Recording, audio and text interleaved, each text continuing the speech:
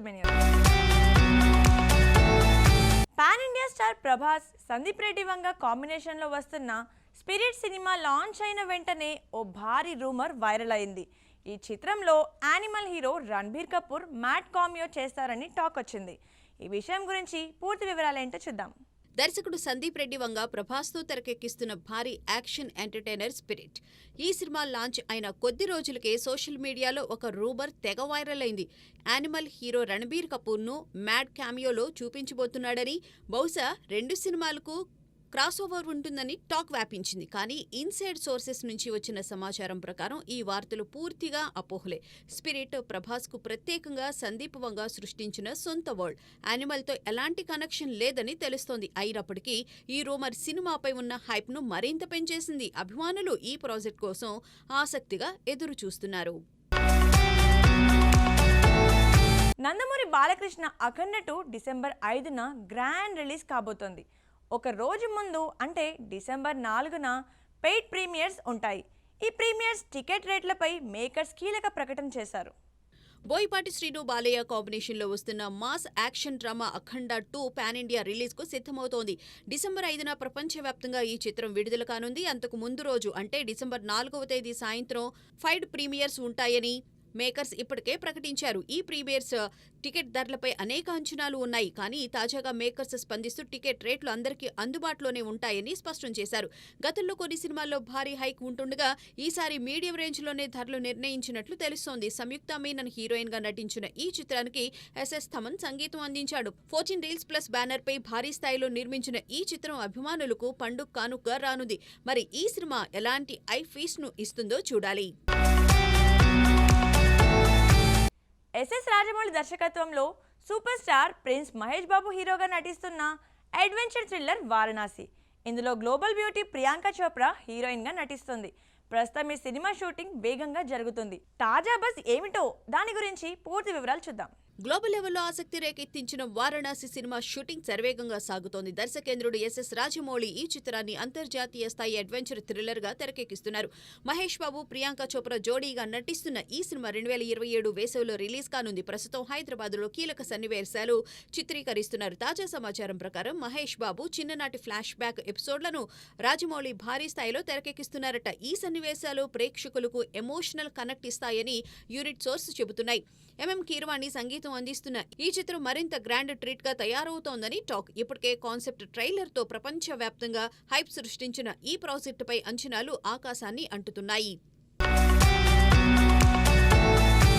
నవీన్ పోలిశెట్టి, మీనాక్షి చౌదరి జోడీగా నటిస్తున్న అనగనగా ఒక రాజు సంక్రాంతి కానుకగా రావాల్సి ఉంది.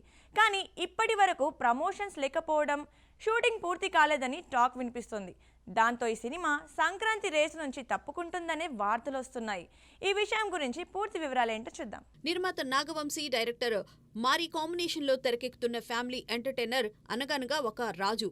నవీన్ పోలిశెట్టి హీరోగా, మీనాక్షి చౌదరి హీరోయిన్ గా నటిస్తున్న ఈ చిత్రం సంక్రాంతికి జనవరి 14న రిలీజ్ చేయాలని ప్రకటించారు.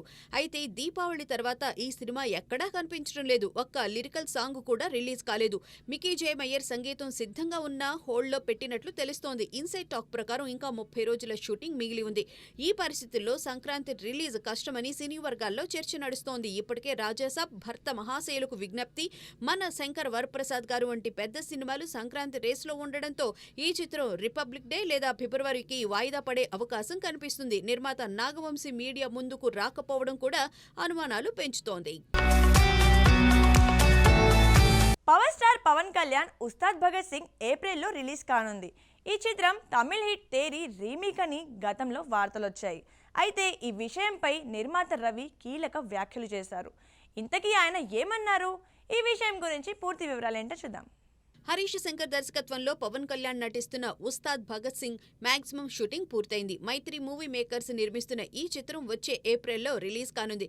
గతంలో ఈ సినిమా విజయ్ తేరీ రీమేక్ అని వార్తలు వచ్చాయి. అయితే నిర్మాత రవి ఇటీవల స్పందిస్తూ ఈ చిత్రంలో తేరీ కోర్ పాయింట్ మాత్రమే తీసుకున్నామని, మిగతా కథను పూర్తిగా పవన్ కళ్యాణ్ ఇమేజ్ కు, తెలుగు నేటివిటీకి అనుగుణంగా మార్చామని స్పష్టం చేశారు.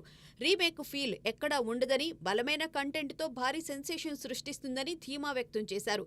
గతంలో హరీష్ శంకర్ గబ్బర్ సింగ్ వంటి రీమేక్ ను సొంతంగా మలిచిన అనుభవం ఉండడంతో అభిమానులు ఈ చిత్రంపై ఆసక్తిగా ఎదురు చూస్తున్నారు.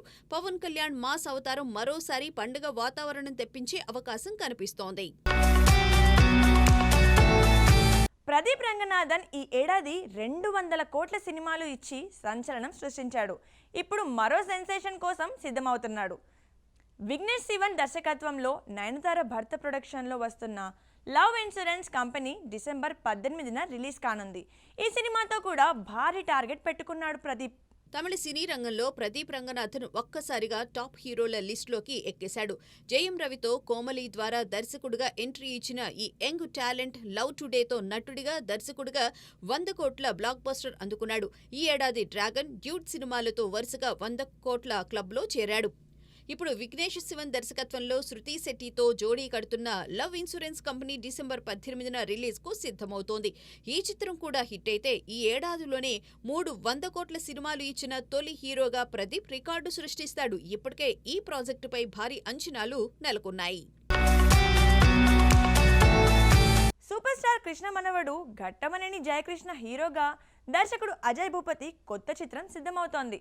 తిరుమల సమీపంలోని పురాతన ఆలయ దొంగతనం చుట్టూ సాగే సస్పెన్స్ క్రైమ్ థ్రిల్లర్గా ఈ సినిమా రూపొందనుందని టాక్ వినిపిస్తోంది. సూపర్ స్టార్ మహేష్ బాబు అన్న రమేష్ బాబు కుమారుడు జయకృష్ణ హీరోగా రెడీ అవుతున్నాడు. మంగళవారం డైరెక్టర్ అజయ్ భూపతి ఈ ప్రాజెక్టును డైరెక్ట్ చేస్తున్నారు. తిరుపతి నేపథ్యంలో తిరుమలకు 10 కిలోమీటర్ల దూరంలో ఉన్న పురాతన ఆలయ దొంగతనం ట్రాక్తో కథ మొదలవుతుంది. ఆ ట్రాక్ ముడిపడిన హీరో పాత్ర పాయింట్ ఆఫ్ వ్యూ నుంచి సాగే ఈ కథలో క్రైమ్ ఎలిమెంట్స్ తో పాటు ఎమోషనల్ డ్రామా కూడా బలంగా ఉంటుందని తెలుస్తోంది. రవీనా టాండన్ కుమార్తె రాషా తడాని హీరోయిన్ గా తెలుగులో ఎంట్రీ ఇస్తోంది. చందమామ కథలు పతాకంపై జెమినీ కిరణ్ నిర్మిస్తున్న ఈ చిత్రం ఘట్టమనేని వారసుడి కెరీర్ కు కీలకం కానుంది. ఆది సాయి కుమార్ నటించిన లేటెస్ట్ చిత్రం శంబాల క్రిస్మస్ కానుకగా డిసెంబర్ 25న రిలీజ్ అవుతోంది. రిలీజ్కు ముందే ఓటీటీ, శాటిలైట్ రైట్స్ భారీ ధరలకు అమ్ముడయ్యాయి. ఈ చిత్రం ఆది కెరీర్లో టర్నింగ్ పాయింట్ కానుంది.